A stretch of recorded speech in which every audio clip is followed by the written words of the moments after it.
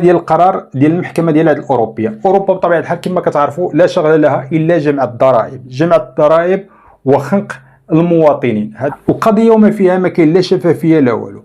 اوروبا لما كتشوف واحد الدوله بدات كتربي الريش، دوله خارج الاتحاد الاوروبي، فكيفرضوا عليها قيود وكيخنقوها باش دوك المستثمرين ما يبقاوش يمشيو يستثمروا في ديك الدوله. طيب المغرب ما يخصوش يعطي المعلومات البنكيه ولا المعلومات الضريبيه ديال المواطنين المغاربه ولا المستثمرين الاجانب اللي كاينين في المغرب للدول الاوروبيه ولا اي دوله كيف ما بغا كانت. لان السلام عليكم، تحيه للجميع. قرار صادر عن المحكمه ديال العدل الاوروبيه باجباريه تبليغ اسرار جبائيه يثير حاله استنفار بالمغرب. هذا القرار بطبيعه الحال كيهم الاجانب المستثمرين في المغرب المقيمين في المغرب وكذلك مغاربه الخارج. لكن قبل بغيتكم تشوفوا معايا هذا الفيديو هذا ونعلقوا عليه، عاد نمشيو لهذا القرار اللي صادر على المحكمه ديال العدل الاوروبيه. Moi j'ai pas l'habitude ندير المارشي، ما كنمشيش نتسوق، سي ما فام كي سون اوكوب.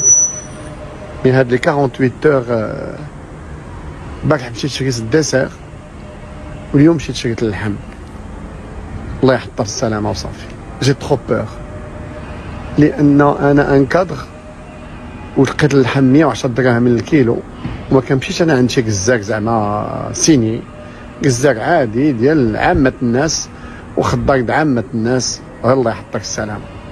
كنوجه واحد الرساله للناس المسؤولين على تحديد الاثمنه، الله يجازيكم بخير.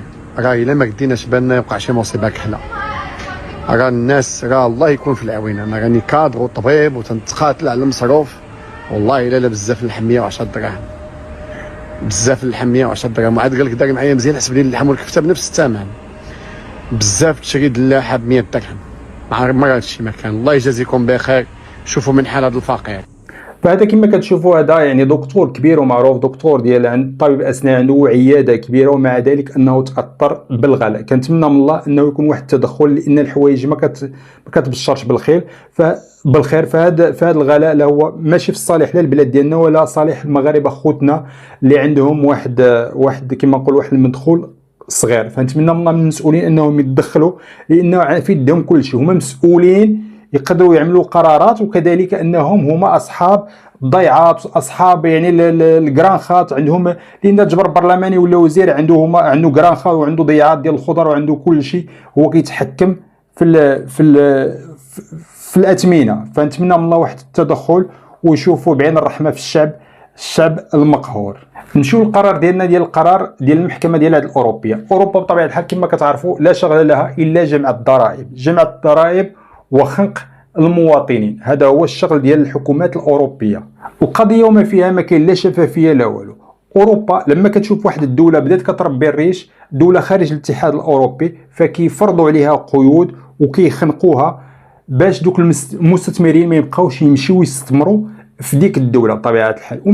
من بين القيود ولا من بين الخناقات هي انه المغرب لازم انه يتعاون مع الاتحاد الاوروبي بطبيعه الحال باش يكون تبليغ في الحالات اللي كيكون فيها يعني كما نقولوا واحد الاشتباه بشي واحد، كاين شي تهريب ديال الاموال، كاين شي غسل الاموال، كاين شي مساعده ديال الارهاب. فلازم انك تبلغ بين هاد الناس هادو. اللي كنعرف انا مواطن مثلا عايش في اسبانيا وملتزم وكنصرح بكل ما عندي مثلا بالنسبه لدار الضريبه في اسبانيا، وكذلك عندي ممتلكات في المغرب، فكنخلص الضريبه عليهم للمغرب، كنظن انه المساله كتمشي على هذا النحو هذا. عندك ممتلكات في المغرب فانت كتلتزم بالدار الضريبه مع المغرب، عندك ممتلكات وعندك مسائل في فرنسا في اسبانيا في اي منطقه، فانت كتلتزم مع ديك الدوله، كذلك كتصرح اللي عندك في ديك الدوله. ماشي ضروري انني نخبرهم عندي مثلا في البيرو ولا عندي في الكونغو ولا عندي في المغرب. ما كنظنش انه ضروري. انا كنظن انه المسائل تمشي على هذا النحو هذا.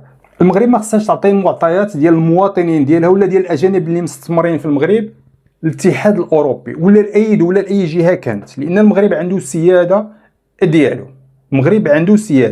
لكن ما عرفتش واش انه يعني الاتفاقيات اللي كاينين مع المغرب ولا الشراكه اللي كاين مع المغرب الاتحاد الاوروبي انه يحق انه يعطيهم هذه المعلومات. لحد الان شفنا اخر تصريح ديال بوريطه قال على انه هذا القرار يعني مازال ما تصوتش عليه في البرلمان ونتمنوا من الله انه ما تكونش تسريبات وما تكون حتى شي حاجه بطبيعه الحال الفضح كما نقولوا حنايا المواطنين المغاربه ولا المستثمرين الجهات اجنبيه. وبطبيعه الحال من بعد هذا القرار ديال محكمه العدل الاوروبيه، الخبير ضريبي اللي هو موثق في الرباط قال على انه سيخضع الزبناء الاجانب المقيمين في المغرب، المقيمون في المغرب سواء كانوا من المشاهير او من المتقاعدين او المستثمرين بموجب القرار الاوروبي الجديد لمزيد من الرقابه الضريبيه من خلال المعاملات المنجزه من قبل المهنيين المغاربه، يعني المحاسبين اللي كيعملوا اللي كيعوطوا لك يعني الملف الضريبي ديالك، اما محاميين واما محاسب واما من الموثقين الذين يقدمون المشورة أو يشاركون في تصميم الخطط الضريبية، إذ سيكونون مطالبين بالإبلاغ عن أي تعاملات تعتبر عدائية وفقا لمعايير التوجه الأوروبي. شنو هي هذه التعاملات اللي كيشكوا فيها؟ بطبيعة الحال هذه التعاملات التي تعتبر عدائية هي مثلا اللي كيشكوا فيها، كيقول لك كاين شي غسيل الأموال، كاين شي حاجة ديال كتعاونوا الناس ديال الارهاب ولا في حال هذا الشكل هذا. نعطيك على سبيل المثال، ماشي مؤخرا واحد دخل 52,000 اورو شداتو الجمارك المغربيه، 52,000 اورو جايبها فلوس بدون ما يبلغ ولا بدون ما يقول لهم راني جايب معايا فلوس. فبطبيعه الحال الجمارك شنو كتعمل؟ كتدي هاد الفلوس هذه كتديها، الا بغيت نتايا ترجعها فخصك تقول لهم منين جبتها، السعاره ما عندك. حنا جوج المغاربه ضروري عندنا شي حاجه تحت الزليجه، شي حاجه تحت المطربه، شي حاجه تحت شي حاجه، فهناك خصك تبلغ باش تدي دوك الفلوس ديالك. للاسف خصك تقول لهم منين خرجتها ومنين جبتها، وتجيب بزاف الورق وشوف واش تقدر ترجعها ولا ما ترجعهاش. المهم الاخوان الاخوات، هذا هو القرار ديال المحكمه ديال العدل الاوروبيه. لحد الان يعني كما قلت لكم ما كاينش شي تصريح رسمي من الحكومه ديالنا ولا من المسؤولين على انه كيقول ان المغرب يعني راه داخل في هذه الاتفاقيه وصافي، راه كيخبر ولا كيعطي المعطيات ديالنا، لكن ما عرفناش علاش هذا التاثر ديال هاد الناس اللي هما كما نقولوا حنايا اللي كيخدموا، هاد الناس الموثقين وهاد المحاميين وهاد المحاسبين اللي دخلوا في استنفار من بعد هذا القرار ديال المحكمه ديال العدل الاوروبي. نتمنى من الله توضيح في الايام المقبله بخصوص هذا القرار. تحيه لكم، السلام عليكم، الى موضوع اخر ان شاء الله.